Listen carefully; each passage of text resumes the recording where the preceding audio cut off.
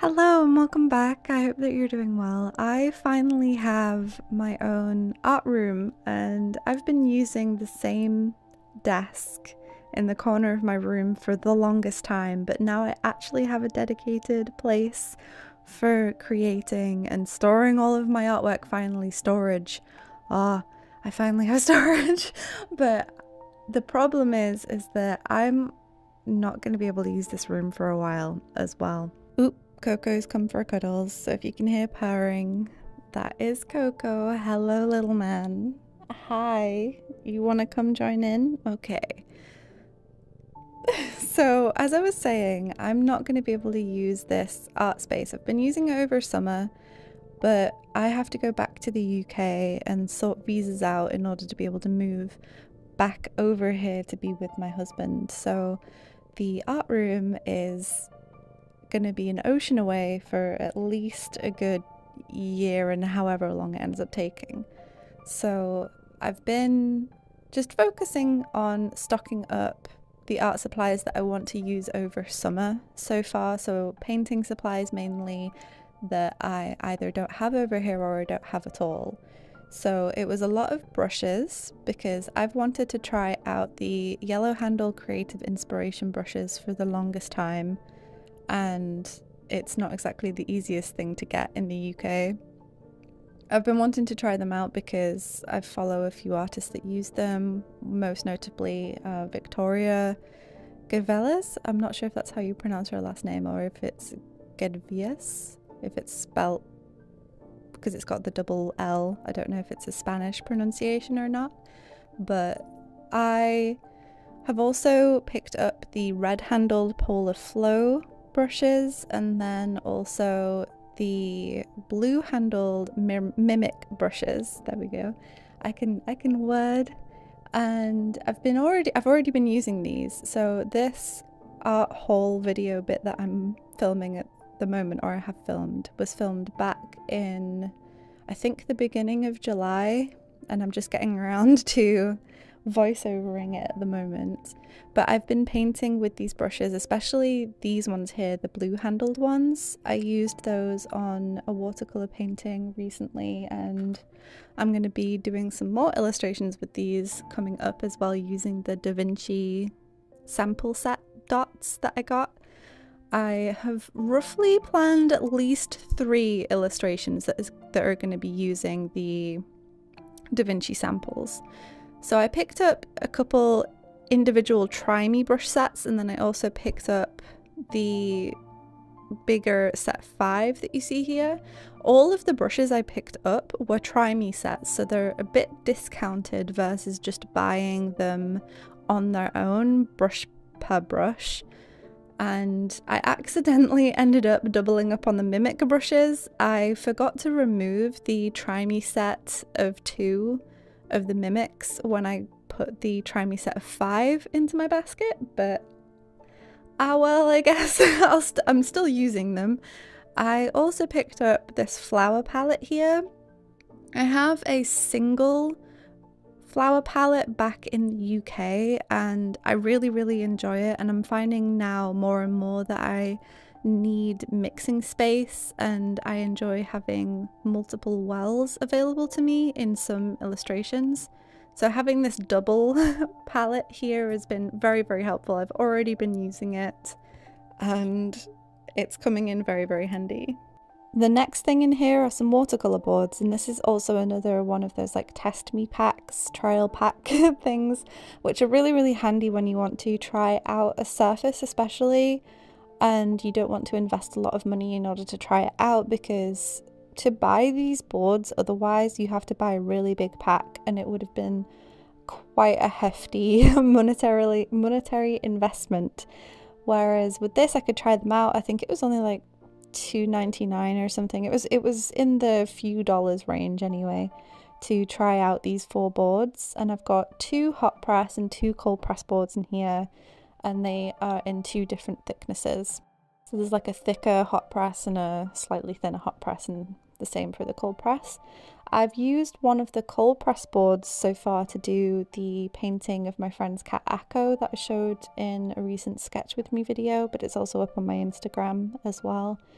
And I've also started a new illustration on one of the hot press boards, and that one's going to be for one of the illustrations for testing the Da Vinci Paint out, and that's going to be of a hawk. I think it's a harrier hawk, but the lovely person over at Beaks and Talons, I'll put their username up on screen, has a hawk called Biscuit, and she's very, very kindly, I couldn't think of a word for a moment then, very, very kindly let me use her pictures of Biscuit in order to do artwork that I want to do. So I have decided to do a slightly funny illustration of Biscuit, and you should see that coming up sometime soon. I'm hopefully going to get all 3 of these done before I have to go back to the UK, because I'm not going to be bringing the sample dots with me. That would probably be a little bit interesting to take on carry-on, because I don't know how that would show up on the x-rays going through security. I think it would look rather weird going through security with those like dot card clamshell things. But anyway, what you're seeing me struggle to put together on screen is the brush holder that I got. I've never had enough brushes to warrant getting one of these before, but now that I'm starting to actually allow myself to grow my collection, because I'm going to be having a more permanent place to live eventually, I am finally investing in a proper brush holder. I've just been using like cups or one of those, you know, those like stationery holders that you get that have like multiple tiers of cylinders. I use those as well for holding brushes and pencils and things, and I decided to pick one of these up, but I struggled putting it up. So while I struggle putting it up and you finally see me manage to get it together, I'm going to talk a little bit about why I picked up some of these things. So I've talked about my interest in why I picked them up, but another reason why I am stocking up my art room over here rather than just bringing everything backwards and forwards each time is because, one, it is not really viable to bring everything backwards and forwards each time. I bring a small set of art supplies with me, but I also have to bring things like clothes and toiletries and daily necessities and things like that. I can't live on art supplies, unfortunately. And that's going to be the same when I move. I'm going to be moving just with like maybe 2 suitcases, a backpack, and we'll see what else I manage to squeeze in. But I'm going to be moving in just a few suitcases, and that isn't really viable for bringing lots and lots of art supplies over, because again, I'm going to be bringing mainly clothes, daily necessities, things that I really, really want to move. There's also things to factor in like my art books.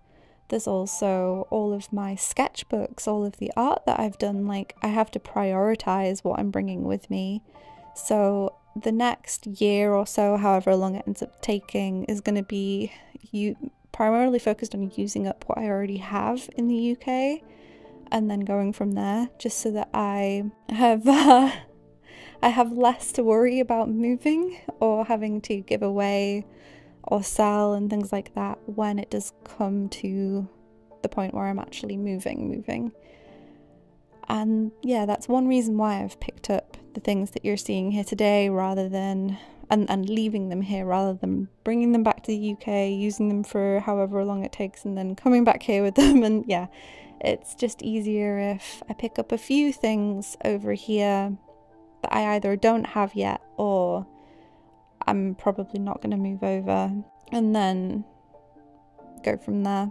But now that I've actually managed to put this brush holder together, you can see that I'm arranging it for how it works with my brain. So I've separated out each of the different colours of brushes, the different types of brushes, into sections, and then I've also separated those sections into subsections with brush sizes, with the larger brushes being more towards the center and the smaller brushes towards the outside, and that's the basic idea of it anyway.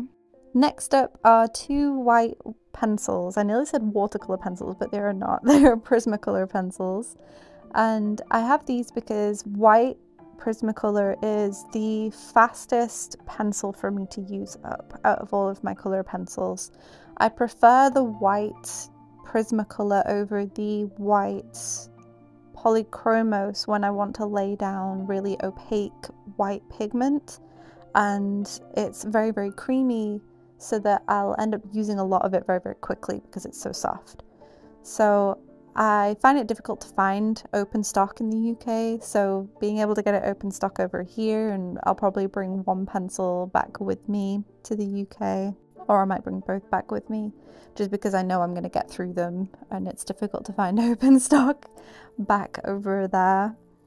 I also picked up, I think this is the last item in here, I picked up a table easel, and I also use it on my lap as well. I've been using this for a bunch of different illustrations and sketchbook sessions already. I have a table easel at home, but it's one of those like H-frame easels, and I don't know the logistics of whether I can bring that with me or not.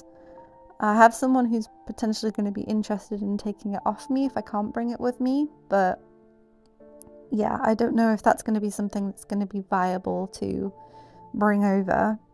So for now, I have this one because I've needed one over summer anyway, and it has come in very, very handy so far, and I'm glad I've picked it up. It's made out of bamboo, so it's relatively lightweight, but I find that it's quite sturdy so far.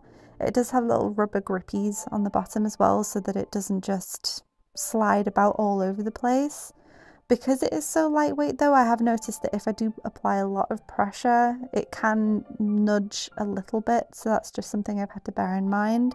But I do also use it on my lap as well, kind of like a drawing tray on my lap when I'm sat down, and that's been working out really, really nicely. I've been using it with my watercolor boards, my sketchbook, and then also with my watercolor blocks, my 10x7 watercolor blocks as well, and it's been working out well for all of those, so I'm very happy with that. And overall, I feel like this was a very, I don't know, productive art haul for me, because it's a lot of stuff that I need.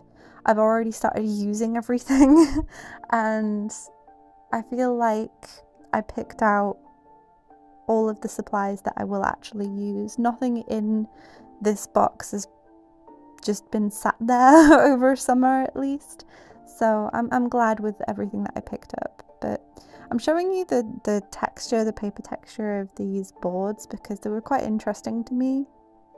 I've never used watercolor boards before these, and I think I was inspired by the, what was it? Oh, it was the What's Atelier videos back way back on YouTube. I think they're at least 6 years old, these videos of gouache painting on crescent boards. I think it's illustration crescent boards, not the watercolor boards. But I wanted to try out the watercolor just to see if it was something that I'm interested in, and I've been really enjoying them. I'll probably talk a bit more about them when I do the biscuit video, and if I do any other illustrations over summer with them, then I'll probably talk at least in one of those videos about my experience with these boards. The only thing to note with them is that they do dent very easily, so that's something that I've had to learn about them and be very careful with them. But thank you for watching. I hope that you have a lovely week, and I'll see you next time. Bye!